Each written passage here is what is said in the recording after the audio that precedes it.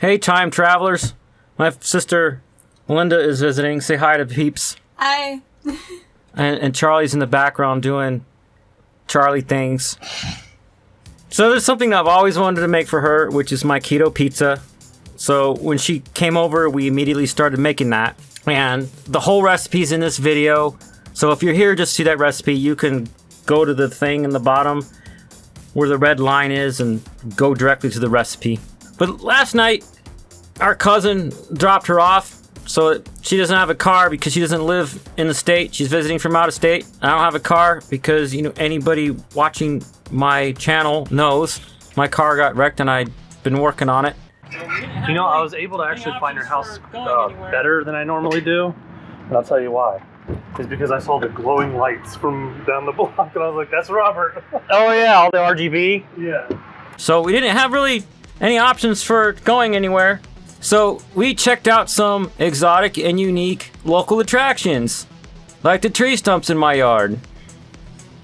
Like there's a giant tree stump. And the fence tree stump that I used to pull out the Novus fender with. So exciting. Sarcasm. You can actually click a card up here if you want to see the silly video where I pulled out the Novus fender. And this dead tree stump that I killed a couple of years ago, and it later turned into sawdust inside. Yeah, that one was pretty epic. So then I showed her some interesting things in the basement, like my green screen setup. And the spider web from when a spider webbed me up before the previous video. As always, you can click a card up here to see me fight this giant spider monster thing. And the black hole room.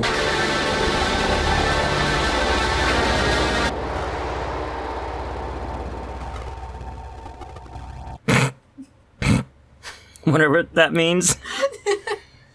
So here's the recipe. I'll be linking all my sources and descriptables as well as the basics for the recipe so you can follow along. And, you know, the amounts of things, obviously. I always like to make 3 pizzas, and it helps to make some of the ingredients the day before. And the reason why I always make 3 pizzas is because even the smallest can of tomatoes that I buy is enough sauce for 3 pizzas. So the night before, I made bacon and pork sausage ahead of time. And I learned stuff from my cousins. How you roll up the sausage, or like even if you're doing beef or something, and then you put the seasonings in it and roll that up and then cook that. And I was actually fasting yesterday and I only had a tiny nibble of it, but I made a meal for Charlie because he showed up and he had to have dinner. So it's always good if you're making giant epic recipes like pizzas or whatever to have extra for another meal. The sauce recipe starts with the 28-ounce can of peeled tomatoes and makes enough sauce for about 6 pizzas. It's a lot. So if you get a smaller can, just do some basic math to figure out the other ingredients and how much to put. You put your peeled tomatoes in a blender along with 3 tablespoons of olive oil, 2 tablespoons of apple cider vinegar, and then the seasonings. The links and recipe and all that's in the descriptables to help you know where to start, but don't be afraid to modify the recipe. Like sometimes I like a cheese recipe and I'll put cheese into the sauce. Next is the pizza crust. Start with a 1/2 cup measures of shredded mozzarella cheese layered with little bits of cream cheese. So in total, it's a 1.5 cups of shredded mozzarella and 2 tablespoons, which is the equivalent of 1 ounce of cream cheese. So you put in a 1/2 cup of shredded cheese, a couple little pieces of cream cheese, another 1/2 cup of shredded cheese, a couple pieces of cream cheese, and do that all a 3rd time. And you microwave it for a minute. You take it out and you stir it with a wooden spoon, and you look at it and determine how much more you have to microwave it. And in my case, I have an way overpowered microwave, giant thing, and I just have to microwave it another 20 seconds. Then you add 3/4 cup of almond flour, 1 tablespoon of apple cider vinegar. That's a modification I made based off of a gourmet pizza crust recipe. I also add garlic powder, and you can add your choice of herbs, and I like to put basil. Roll that up in a ball just like dough, the usual way. But if you are used to putting oil on your hands for this kind of thing, don't use oil for this fat head dough, as it's called. Use water. Then press it out onto some parchment paper that will later cover a cookie sheet. Put another parchment paper on top and roll it out. Transfer that to the cookie sheet and press it to the edges as best as you can. You don't have to go all the way out, but if you want to make sure that it does, you can always add like a little extra shredded cheese, like when you do your half cup measures, make them heaping. What? Heaping? Yeah. It's where it's not smooth flat on the top of your measured thing. It's like whatever. Why is it heaping? Poke your pizza crust all over the places, everywheres, so it doesn't bubble up when you bake it. All over the places. Yep, everywheres. Then have your sister try to turn on the oven and fail to 425 because I'm poor people and it's a poor people oven, and only I know in Charlie now because he used the oven a few times. Bake the crust for about 10 to 12 minutes at 425 until it starts to golden and take it out. Then use a large spoon to cover it with sauce. Then put on some toppings and some more cheese. I like Mexican blend for this part. And on top of that cheese, put shredded Parmesan. And then a little basil or whatever you want. Bake that at the same temperature, 425, for same amount of time, 10 to 12 minutes.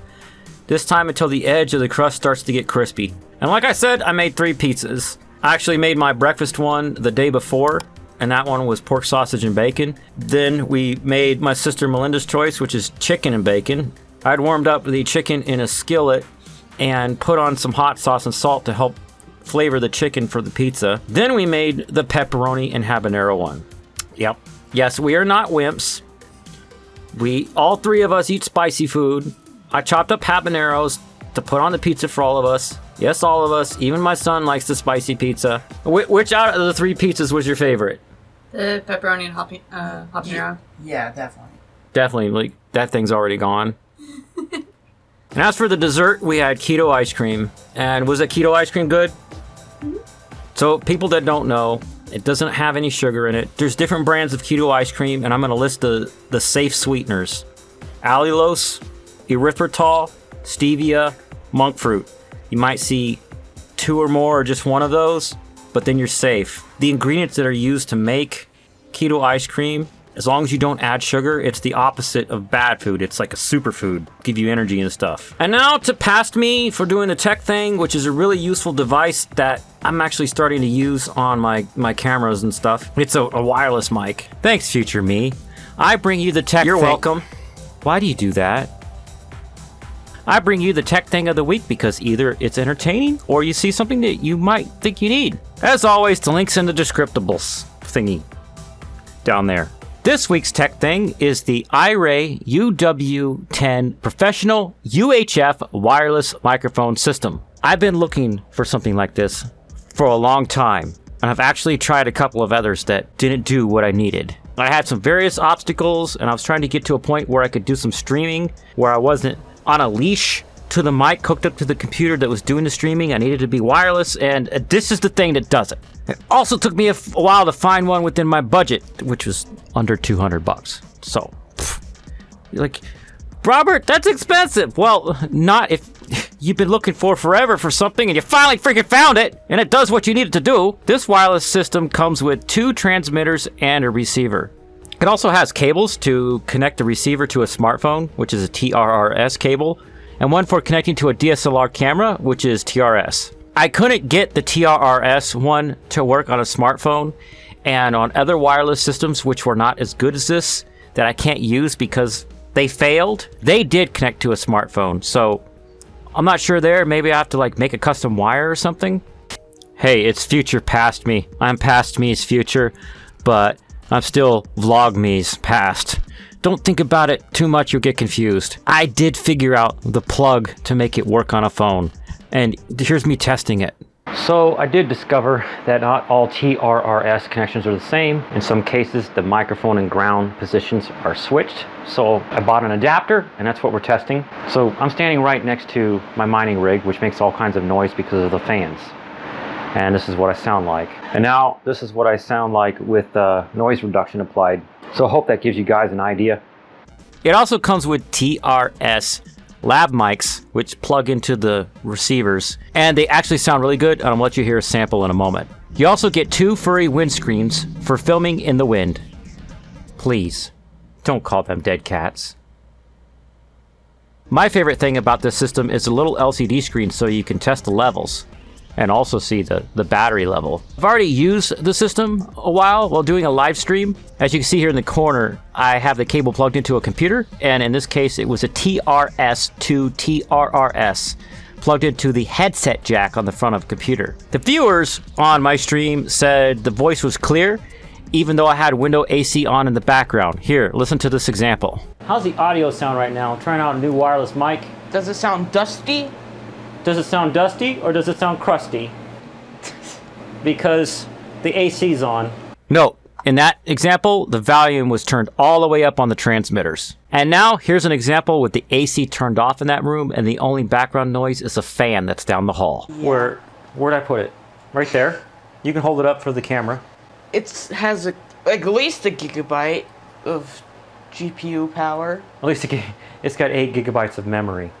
The build quality, I'm going to give this a 10 out of 10 because everything looks like it's pretty sturdy, and the lab mics, the way they connect to the transmitters is real sturdy. It's not loose and wiggling around and stuff, and they have really handy belt clips on everything. Accessories and features, I'm actually going to give this a 9 out of 10 because even though it comes with all the stuff you need, the TRS to TRRS does not work on smartphones. Sound quality, I'm giving this a 10 out of 10, and I'm always going to be using this system if I'm going to be streaming, and I'm not going to be using like a mic like this that's wired into the PC. Final score, I'm giving this microphone system a 10 out of 10 because it solved all of my needs for what I've been looking for a long time. And that's it. Back to you, future me.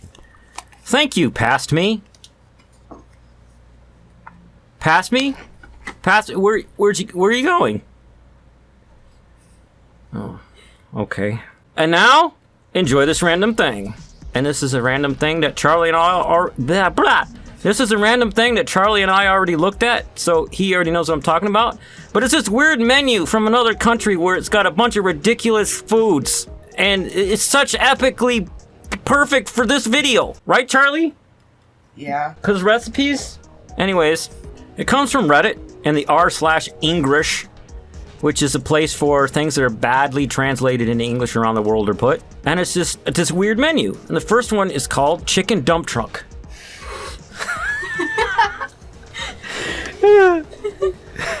And then dumping thickness.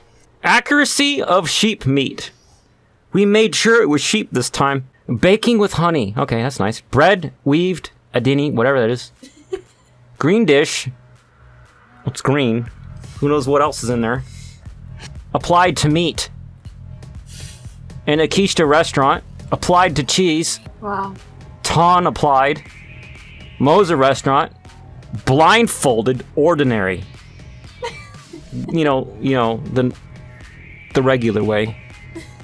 Masab Kesta, that actually sounds like real food, even though I've never heard of it.